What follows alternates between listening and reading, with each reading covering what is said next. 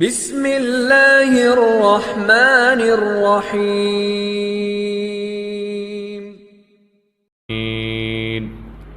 بھائیو، دوستو، بزرگو، آپ حضرات کے سامنے قرآن کریم کی ایک آیت مبارکہ پڑھی ہے اور نبی علیہ السلام کی احادیث میں سے 3 مختصر اور پر اثر احادیث مبارکہ پڑھی ہیں، جو دیکھنے میں لفظ تو بہت مختصر ہیں لیکن ان کا معنی، مطلب، مفہوم بہت گہرا ہے۔ سب سے پہلے ہم اللہ تبارک و تعالیٰ کا شکر ادا کرتے ہیں کہ جس نے آج رمضان المبارک کا دوسرا روزہ ہمیں رکھنے کی توفیق عطا فرمائی۔ یقیناً یہ اللہ تبارک و تعالیٰ کی توفیق کے بغیر ممکن نہیں۔ یہ رمضان کا مہینہ نصیب والوں کو ہی نصیب ہوتا ہے، ہر کسی کے نصیب میں نہیں ہوتا۔ تو جو بھی روزہ رکھتا ہے یقیناً یہ اللہ کی توفیق سے ہے، اللہ کی توفیق کے بغیر یہ ممکن نہیں ہے، یہ اللہ کی توفیق ہے۔ تو اس پر ہمیں اللہ کا خوب شکر ادا کرنا چاہیے۔ آج رمضان المبارک کا دوسرا روزہ ہے اور رمضان المبارک کا پہلا جمعہ ہے۔ علماء نے یہ دعائیں لکھی ہیں کہ نبی علیہ السلام جب رمضان المبارک آتا تو اپنے صحابہ کو نبی علیہ السلام ایک دعا سکھایا کرتے تھے، اللہم سلمنی لرمضان وسلم رمضان لی وسلمہ لی متقبلا۔ یہ عربی کے الفاظ اگر آپ کو یاد نہ ہو تو اتنا آپ اللہ تبارک و تعالیٰ سے اتنا دعا کر لیا کریں، اللہ ہمیں رمضان المبارک کے روزے رکھنے کے لیے صحیح سلامت فرما دیجئے، تندرستی دے دیجئے تاکہ ہم رمضان کے روزے رکھ سکیں۔ اللہ کے محبوب یہ دعا فرمایا کرتے تھے، اللہم سلمنی لرمضان، اللہ مجھے رمضان کے لیے صحیح کر دیجئے، صحیح سلامت کر دیجئے، تندرستی عطا کر دیجئے تاکہ میں صحیح طریقے سے روزے رکھ سکوں۔ تو اللہ تبارک و تعالیٰ سے حضور علیہ السلام سلامتی اور تندرستی کی اور صحت کی دعا فرمایا کرتے تھے، صحت ہوگی، سلامتی ہوگی، تندرستی ہوگی تو ہم روزے رکھیں گے۔ اگر یہ الفاظ کسی کو یاد نہ ہو تو اتنا تو دعا کر لے گا نا کہ اللہ مجھے صحت دے، مجھے عافیت دے، مجھے تندرستی دے تاکہ میں رمضان کے روزے رکھوں۔ اور آگے فرمایا وسلم رمضان علی، مجھے بھی رمضان کے لیے تندرست فرما دے کہ میں رمضان کے روزے رکھوں اور رمضان کی ہر گھڑی، رمضان کا ہر لمحہ میرے لیے کامل اور مکمل کر دے۔ یعنی رمضان المبارک کے پورے مہینے میں کسی لمحہ، کسی گھڑی میں تیری یاد سے غافل نہ رہوں۔ صبح کو بھی تجھے یاد کروں، دوپہر کو بھی تجھے یاد کروں، رات کو بھی تجھے یاد کروں، دن کو بھی تجھے یاد کروں۔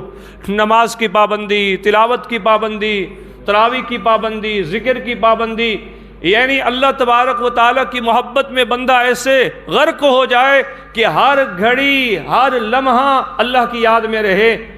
تو حضور دعا فرمایا کرتے تھے وسلم رمضان علی، رمضان کی ہر گھڑی، ہر لمحے کو میرے لیے کامل اور مکمل کر دے۔ آپ بھی دعا کریں گے نا اللہ سے کہ رمضان کی ہر گھڑی، ہر لمحہ ہم اللہ کی رضا کے مطابق گزاریں، اللہ کو راضی کرتے ہوئے گزاریں، گناہ سے بچتے ہوئے گزاریں۔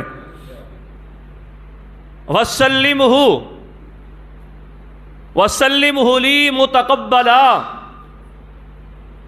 اور ہمارے اعمال کو قبول کر لیجئے، رمضان المبارک کو ہمارے حق میں قبول فرما لیجئے۔ رمضان کے اندر پہلا عشرہ رحمت ہوتا ہے، جس میں حدیث میں دعا بھی آتی ہے کہ پہلے 10 دنوں میں آپ اٹھتے بیٹھتے چلتے پھرتے دعا پڑھیں، رب اغفر وارحم وانت خیر الراحمین۔ پڑھیں گے نا؟ ابھی پڑھ لیں، پڑھیں رب اغفر وارحم وانت خیر الراحمین۔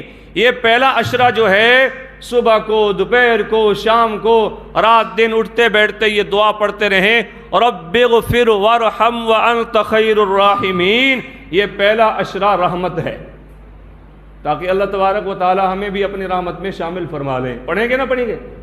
یاد کریں، پڑھیں گے انشاءاللہ۔ اور دوسرے عشرے کی دعا ہے استغفر اللہ ربی من کل ذنب واتوب الیہ، اور تیسرے عشرے کی دعا ہے رب اغفر وارحم وانت خیر الراحمین۔ یہ تین عشرے ہیں، تینوں عشروں کی الگ الگ نبی علیہ الصلوۃ والسلام نے دعائیں ارشاد فرمائی ہیں۔ تو پہلے عشرے کی دعا بھی پڑھیں اور خوب پڑھیں، دوسرے عشرے کی بھی پڑھیں، تیسرے عشرے کی بھی پڑھیں۔ شاید اللہ تبارک و تعالی ہماری پہلے عشرے میں ہمارے گناہوں کو معاف کر دیں، بخشش فرما دیں۔ دوسرے میں، تیسرے میں پہلا عشرہ رحمت ہے، دوسرا عشرہ جو ہے یہ مغفرت کا ہے، اور تیسرا عشرہ جو ہے یہ نجات کا ہے۔ اس دن یعنی آخری عشرے میں اللہ تبارک و تعالی اپنے تمام ایمان والے بندوں کو جہنم سے آزاد کر کے جنت کا مستحق بنا دیتے ہیں۔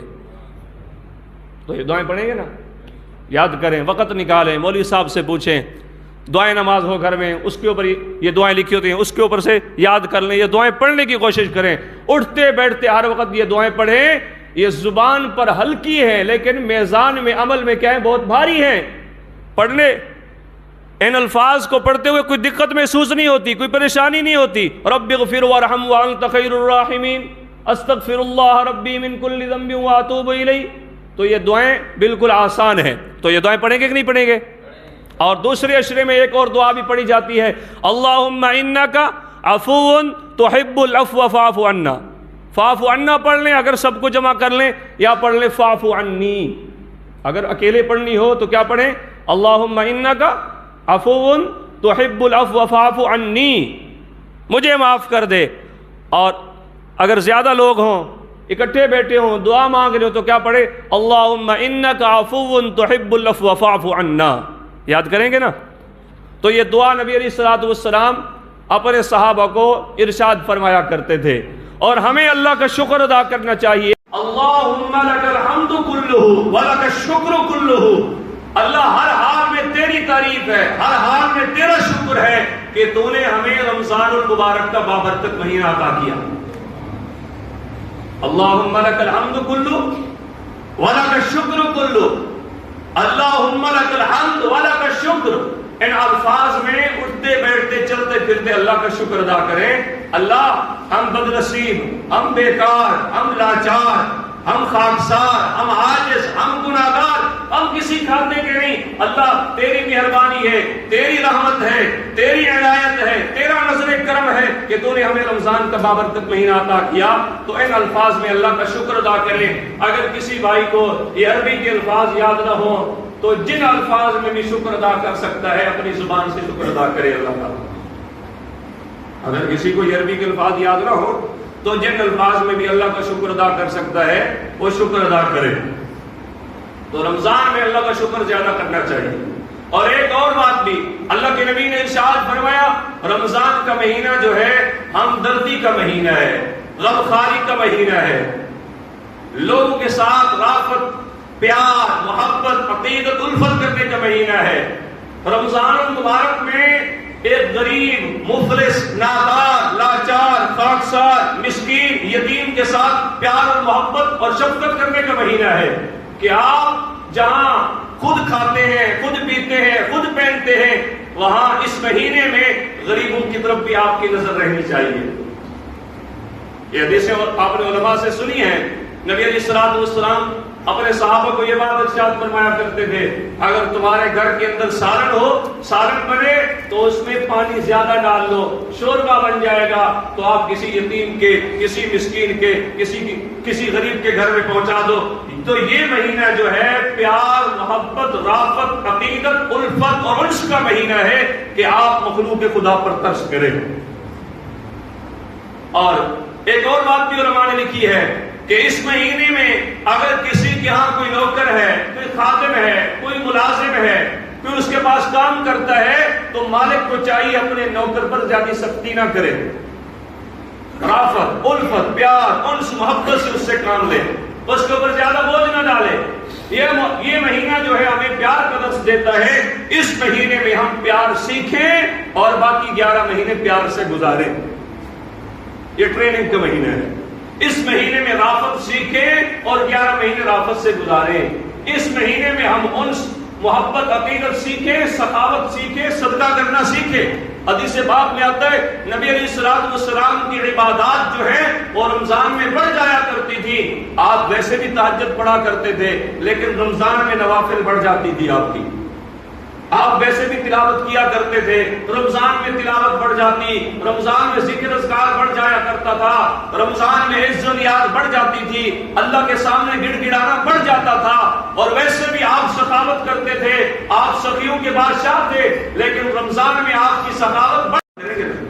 اور حدیث پاک میں آتا ہے نبی علیہ الصلوۃ والسلام نے فرمایا جس کسی شخص نے کسی روزے دار کو ایک کھجور سے روزہ افطار کرا دیا، ایک گھونٹ پانی سے روزہ افطار کرا دیا، ایک گھونٹ لسی سے روزہ افطار کرا دیا، تو اللہ تبارک و تعالی جتنا اجر و ثواب اس روزہ رکھنے والے کو عطا فرماتے ہیں، اتنی اجر و ثواب روزہ افطار کرانے والے کو عطا فرماتے ہیں۔ یہ تو کتنا بڑی سعادت کی بات ہے، کیسا اللہ تبارک و تعالیٰ اجر عظیم عطا فرماتے ہیں۔ اور رمضان کے مہینے میں اللہ نفل کا جو ثواب جو ہے وہ سنتوں کے برابر عطا فرماتے ہیں، اور سنتوں کا جو ثواب ہے وہ واجب کے برابر عطا فرماتے ہیں، اور واجب کا ثواب فرضوں کے برابر، اور فرضوں کا ثواب اللہ کئی گنا بڑھا دیتے ہیں، 70 گنا بڑھا دیتے ہیں۔ ویسے تو اللہ ہر عمل کا اجر 10 گنا دیتے ہیں، لیکن رمضان میں ایک عمل کا اجر اللہ 70 گنا بڑھا کے رکھ دیتے ہیں۔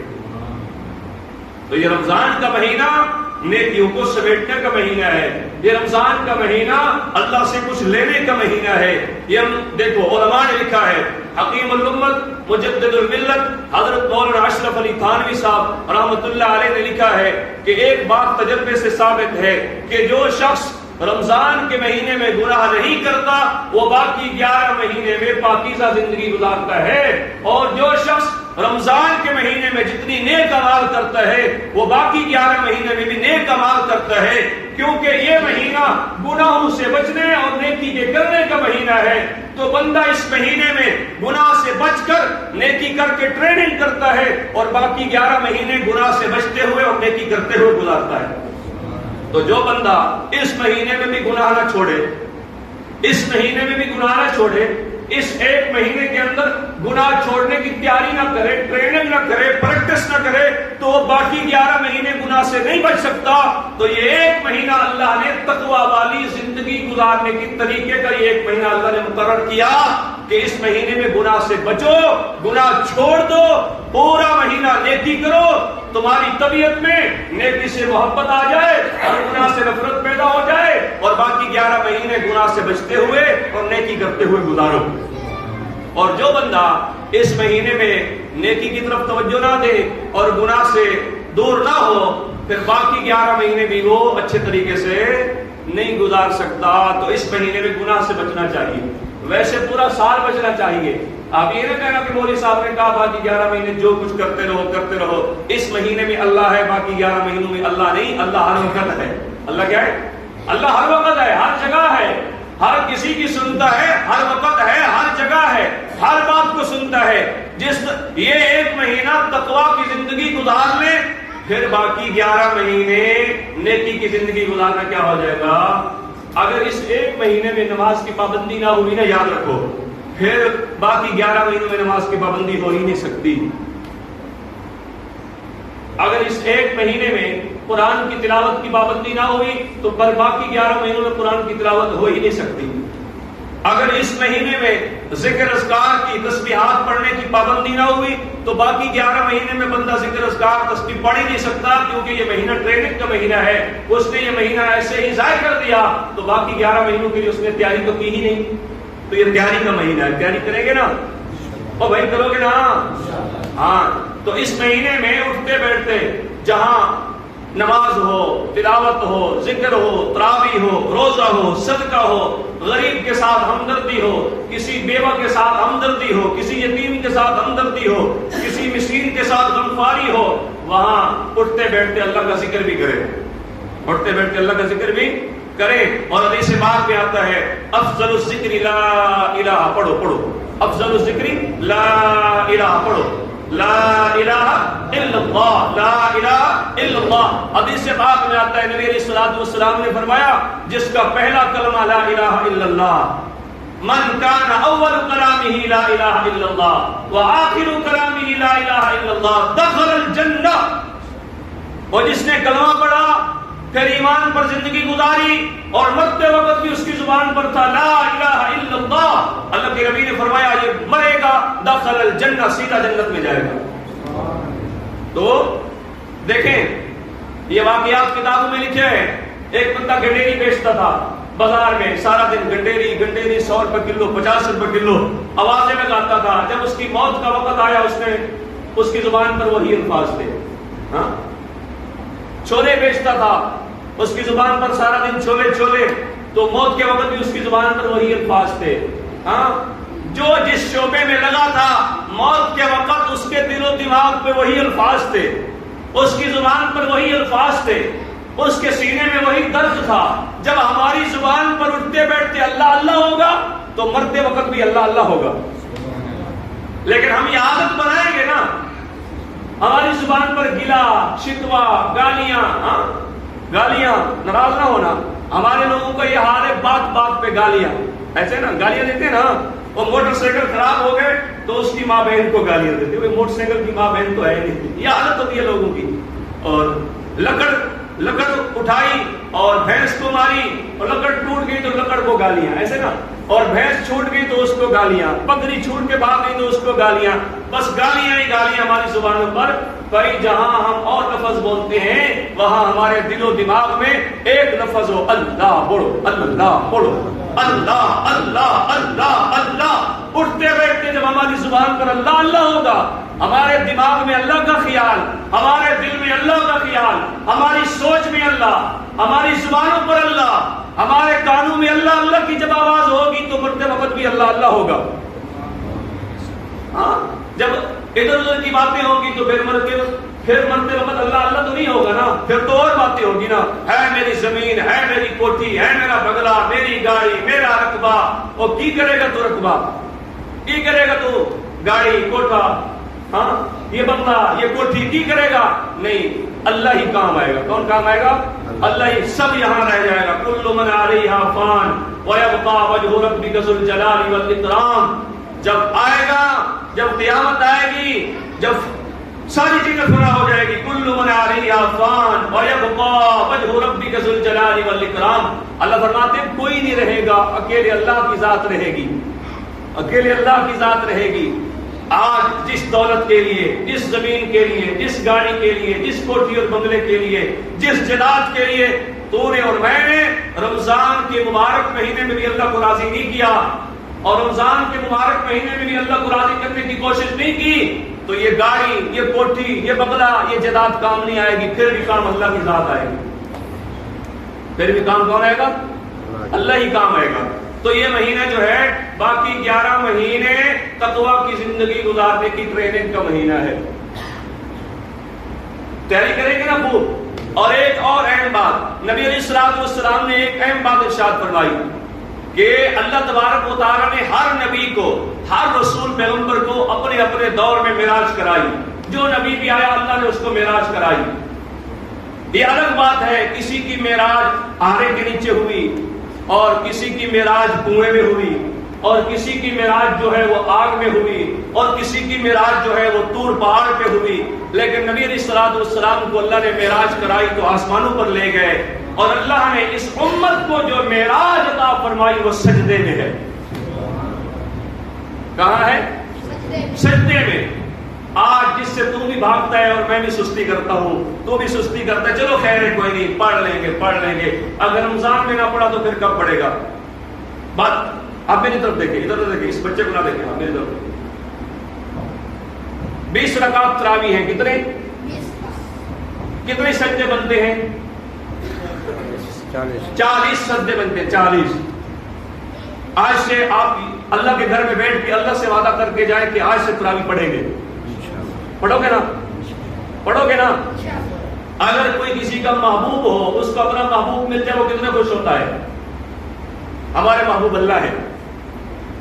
ساری دنیا بیکار ہے، فضول ہے، بیکار ہے، کسی کھاتے کی نہیں، گندی دنیا ہے. ہمارا محبوب اللہ ہے. ہمیں کھلاتا اللہ ہے، پلاتا اللہ ہے، پہناتا اللہ ہے، سلاتا اللہ ہے، جگاتا اللہ ہے. ہاتھ اللہ نے دیے پکڑنے کے لیے، پاؤں اللہ نے دیے چلنے کے لیے، زبان اللہ نے دی بولنے کے لیے، آنکھیں دی دیکھنے کے لیے، کان دیے سننے کے لیے، دل دیا دھڑکنے والا، دماغ دیا سوچنے کے لیے، پانی دیا پینے کے لیے، لباس دیا پہننے کے لیے، غذائیں پیدا کی کھانے کے لیے. سب کچھ اسی کا، ہم بھی اسی کے. تو کیوں نہ ہم اس کو سجدہ کریں جب سب کچھ ہے ہی اسی کا، ہمارا ہے ہی کچھ نہیں. ارے ہم کو کس نے بنایا؟ ہم کس کے ہیں؟ کیا مولوی صاحب کا اپنی جان کے اوپر کنٹرول ہے؟ یہ اپنی جان کا مالک ہے؟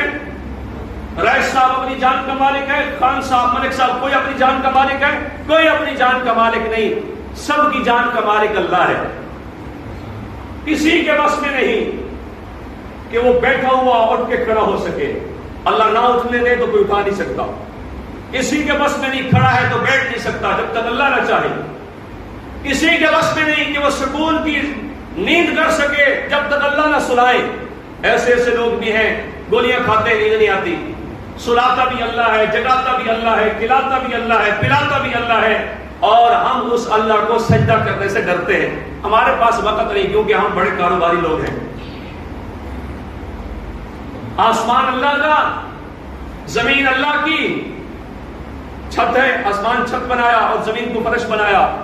مشرق اللہ کا، مغرب اللہ کا، شمال اللہ کا، جنوب اللہ کا. یہ چاروں کونے اللہ کے، یہ کمرہ اللہ کا، اور نخرے تیرے اور میرے.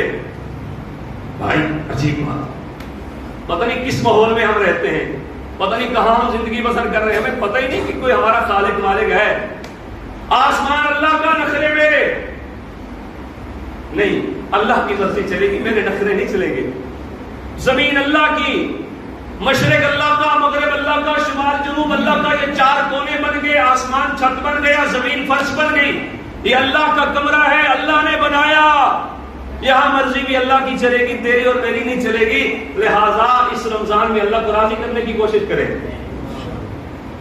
آپ کسی جگہ مہمان بن کے چلے جائیں، یہاں سے آپ سات کباب میں چلے جائیں، عربیہ خان میں چلے جائیں، کہیں پر بھی آپ کو جو وہاں کا میزبان ہے وہ ایک کمرے میں بٹھاتا ہے، چلو یہاں بیٹھو، تو آپ وہاں اوٹ پٹنگ کرنا شروع کر دیں تو وہ برداشت کرے گا؟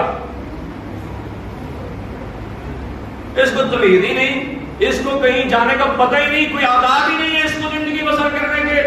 یہ یہاں مہمان بن کے آیا، کبھی میرے اس کام میں دخل دیتا ہے، کبھی میرے اس کام میں دخل دیتا ہے، کبھی یوں چھلانگ لگاتا ہے، کبھی یوں چھلانگ لگاتا ہے، اوٹ پٹنگ کرتا ہے. کمرہ میرا ہے اور نخرے یہ کرتا ہے. ایسے نا، جہان اللہ کا ہے اور نخرے تیرے اور میرے ہیں. میری گاڑی، میری کوٹھی، میرا بنگلہ. اللہ کہتے ہیں کچھ بھی نہیں ہے، کچھ بھی نہیں ہے. تو ماں کے پیٹ سے آیا تھا، ننگا آیا تھا، تیرے جسم پر تو لباس ہی نہ تھا. اگر میں شلوار اور قمیص نہ دیتا، نہ بناتا تو تو ننگا ہی رہتا. اور تو ماں کے پیٹ سے ننگا آیا، لباس تجھے میں نے دیا. آج زمین پہ چلتا ہے، نخرے کرتا ہے، کرتا ہے، رب کی بغاوت کرتا ہے، رب کے حکموں کو توڑتا ہے. تیری حیثیت کیا ہے؟ ذرا سمجھو بھائی ان باتوں کو. تو یہ جہان کس کا ہے؟ اللہ کا. مرضی کس کی چلے گی؟ اللہ کی چلے گی. دیکھے نا بھائی، کچھ لوگ روزے نہیں رکھتے اور سارے گھر کے دانے تک کو نہیں مکے نہ جڑو. بھائی ایسے باتیں کرتے ہیں نا بھائی. اکثر لوگوں کو بھائی آپ نے روزہ کیوں نہیں رکھا؟ کہ ہمارے گھر میں دانے ہیں آپ کے نہیں ہیں، لہٰذا آپ روزہ رکھو. یہ کیسی باتیں ہیں؟ یہ کفری الفاظ ہیں. ایمان تباہ ہو جاتا ہے. بھائی عبادت جو ہے اللہ کی رضا کا نام ہے. کس کا نام ہے؟ آپ نماز پڑھیں، نماز میں ریا تھا، دکھلاوا تھا، اللہ کی رضا نہیں تھی تو نماز کسی کام کی نہیں ہے. کیونکہ عبادت اللہ کی رضا کا نام ہے. چاہے وہ مالی عبادت ہو، چاہے جانی عبادت ہو، چاہے تلاوت ہو، چاہے ذکر ہو، چاہے روزہ ہو، چاہے صدقہ ہو، چاہے خیرات ہو، کوئی بھی عمل ہو، اس میں اللہ کی رضا ہے، وہ قابل قبول ہے. اگر اس میں اللہ کی رضا نہیں تو نماز جیسی عبادت بھی اللہ کی رضا کے بغیر قبول نہیں ہے. آپ نماز پڑھیں، نماز میں تسبیح ہے، تحمید ہے، اللہ کی تعریف ہے، اللہ کی بڑائی ہے، سجدہ بھی ہے، رکوع بھی ہے، التحیات بھی ہے، درود و سلام بھی ہے، دعا بھی ہے، سب کچھ ہے نماز کے اندر، سب کچھ ہے. لیکن وہ نماز کسی کو دکھلانے کے لیے پڑھی، اللہ کی رضا کے لیے نہیں پڑھی. وہ نماز بجائے ثواب کے الٹا آپ کے گلے میں گناہ پڑ گیا. تو عبادت جو ہے اللہ کی رضا کا نام ہے. تو جو اللہ ہمیں 11 مہینے کھلاتا ہے، جو اللہ 11 مہینے پلاتا ہے، جو اللہ 11 مہینے سلاتا ہے، جو اللہ 11 مہینے ہمیں چین اور سکون سے رہنے کی توفیق دیتا ہے، اگر وہ اللہ ہمیں یہ فرما دے او میرے بندو میں تمہیں 11 مہینے کھلاتا پلاتا ہوں، چلو آج 2 گھنٹے کے لیے مسجد میں آ جانا تراویح کے لیے، تو میں کہتا ہوں میرے پاس ٹائم نہیں ہے، کھاؤں گا تیرا، پیوں گا تیرا، پہنوں گا تیرا دیا ہوا، لیکن تیرے پاس آنے کے لیے میرے پاس ٹائم نہیں ہے. بتاؤ یہ نمک حلالی ہے یا نمک حرامی ہے؟ اللہ کہتا ہے چلو 1 گھنٹے کے لیے 2 گھنٹے کے لیے آ تو جانا. آج تو حافظ بھی بڑے تیز ہے نا، ایسے اینڈ کر دیتے ہیں قرآن کو، بس آن دیتے جان دے، آن دیتے جان دے، کوئی پتہ نہیں فاتحہ کتنا پڑھی جاتی ہے، تلاوت کتنا ہوتی ہے، رکوع تے سجدہ، بس ہونی جوڑی 20 منٹاں وچ تراویح ختم. ادھر بھی حافظ نے مسجداں وچ بچو قرآن سنو، کیا کرو؟ قرآن سنو، صحیح طریقے تراویح پڑھو، ورنہ کل یار قیامت اللہ دی دربار میں پکڑ دی سی. تو اللہ فرماتے ہیں آپ میرے در پہ 1 گھنٹہ 1.5 گھنٹے کے لیے آ جائیں. میں کہتا ہوں نہیں اللہ، رمضان میں قسم قسم کے کھانے بھی کھاؤں گا، شربتیں بھی پیوں گا، برفے بھی پیوں گا، ساری تیری نعمتیں استعمال کروں گا، لیکن تھکا ہوا ہوں، آ نہیں سکتا. آج اعلان کر دے حکومت منٹھار کے اندر لائن لگی ہوئی ہے اور آٹا 20 کلو آٹا تقسیم ہو رہا ہے، جو ہوتا بھی کیا کہتے ہیں ملاوٹ والا ہے. تھوڑا لگاتی نا حکومت بیچاری عوام کو، بھولی بھاری عوام ہے. اگر وہاں اعلان ہو جائے نا کہ 20 کلو تھیلا آٹے کا تقسیم ہو رہا ہے، تو کیا خان، کیا چودھری، کیا مولوی صاحب، کیا رئیس صاحب سب پہنچیں گے وہاں پر. پہنچیں گے نہیں پہنچیں گے؟ پہنچیں گے. ہے پھر اللہ کہتا ہے ادھر آؤ میں رزق تقسیم کر رہا ہوں. اللہ کہتا ہے ادھر آؤ میں رحمت بانٹ رہا ہوں. اللہ فرماتے ہیں میرے در پہ آؤ میں مغفرت کی بارش کر رہا ہوں. اللہ کہتے ہیں میرے در پہ آؤ میں جنت دے رہا ہوں. اللہ کہتے ہیں میرے در پہ آؤ میں تمہاری زندگی کے فیصلے کر رہا ہوں. یہاں میں آنے کے لیے تیار نہیں اور 20 کلو آٹا لینے کے لیے سارا دن کھڑا رہوں گا. ایسے کہ نہیں ہے؟ یہ نمک حلالی ہے رب کے ساتھ. یہ رب کے ساتھ وفا ہے یا بے وفائی ہے؟ بے وفائی اللہ کے ساتھ. ہم اللہ کے ساتھ بے وفائی کر رہے ہیں. تو آج وعدہ کر کے جائیں کہ ہم سب کے ساتھ بے وفائی کر سکتے ہیں، لیکن اپنے رب کے ساتھ بے وفائی نہیں کر سکتے. نہیں کر سکتے. میں بات کر رہا تھا کہ سب کا معراج ہوا. بات یاد ہے نا؟ سب کا کیا ہوا؟ معراج ہوا. اس امت کا معراج اللہ نے سجدے میں رکھا ہے. مقام قرب. جب بندہ ایک سجدہ کرتا ہے اللہ کے ہاں اسے ایک مقام قرب حاصل ہو جاتا ہے. مقام کہتے ہیں جگہ کو، یعنی اللہ کے ہاں اس کا ایک مقام ہو جاتا ہے. پھر 2 سجدے کرتا ہے تو دوسرا مقام قرب، 3 سجدے کرتا ہے تیسرا مقام قرب. تراویح پڑھنے والا روزانہ 40 دفعہ اپنے اللہ کے قدموں پہ سجدہ کرتا ہے اور مقام قرب حاصل کرتا ہے. بتاؤ آج کوئی بہت بڑی گاڑی پہ چڑھ کے آئے گا نا لینڈ کروزر پہ تو سارے جو ہے نا اس کی گاڑی کو چومیں گے، چاٹیں گے. اور میرا اللہ کہتا ہے میرے در پہ جب تو آ کے سجدہ کرتا ہے نا تو تو میرے پاؤں پہ سجدہ کرتا ہے. یہاں تک تو آتا نہیں ہے. اللہ کہتے ہیں جب میرا بندہ میرے در پہ آتا ہے نا، آ کے سجدہ کرتا ہے میرے سامنے، تو گویا وہ اپنے رب کے قدموں پہ سجدہ کرتا ہے. بتاؤ جس کو اپنے رب کے قدموں کے اوپر سجدہ کرنے کی توفیق مل جائے، اس سے بڑی سعادت اور کوئی ہو سکتی ہے؟ تو یہ سعادت ہم کیوں اپنے ہاتھوں سے ضائع کر رہے ہیں؟ یہ سعادت ہم لیتے کیوں نہیں ہیں؟ ہم آتے کیوں نہیں ہیں؟ تو روزانہ 40 مقام قرب ملتے ہیں اس بندے کو جو نماز پڑھتا ہے، تراویح کی نماز پڑھتا ہے اور 5 وقت کی نمازیں ملا لیں. صبح کی کتنی رکھتے ہیں؟ بولو نا بھائی. 4. کتنے سجدے ہو گئے؟ پہلے رکھتے گن لیتے ہیں. صبح کی کتنے ہیں؟ 4. ظہر کی کتنی ہیں؟ 12. 4 اور 12 کتنی؟ 16 ہو گئے. اور عصر کی کتنی ہے؟ 8. 24 ہو گئے. اور مغرب کی کتنی ہے؟ 7. کتنی ہو گئے؟ 24 اور 7 31 ہو گئے.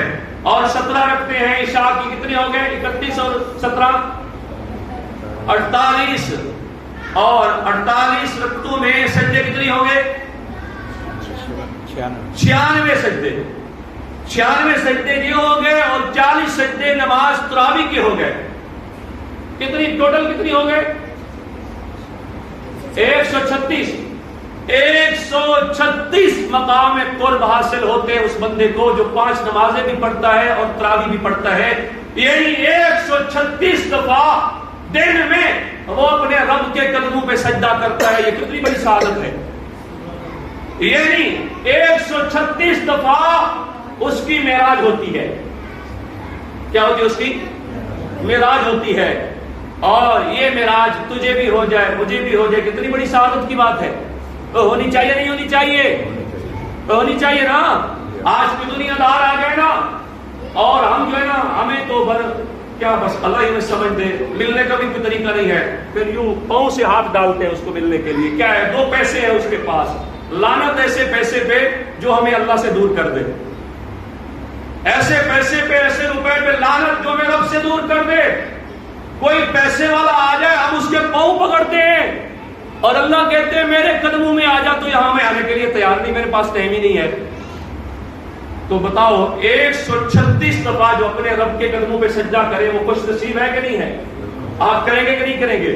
تو ایسے وعدہ کریں اس رمضان میں ہم نے اللہ کے سامنے سجدہ کرنا سیکھنا ہے, قیام سیکھنا ہے, رکوع سیکھنا ہے, اللہ سے مانگنا سیکھنا ہے, صدقہ کرنا, خیرات کرنا, لوگوں کے ساتھ ہمدردی کرنا. یہ سارے کام ہم نے سیکھنے ہیں اور باقی 11 مہینے پھر اسی انداز سے کرنے ہیں.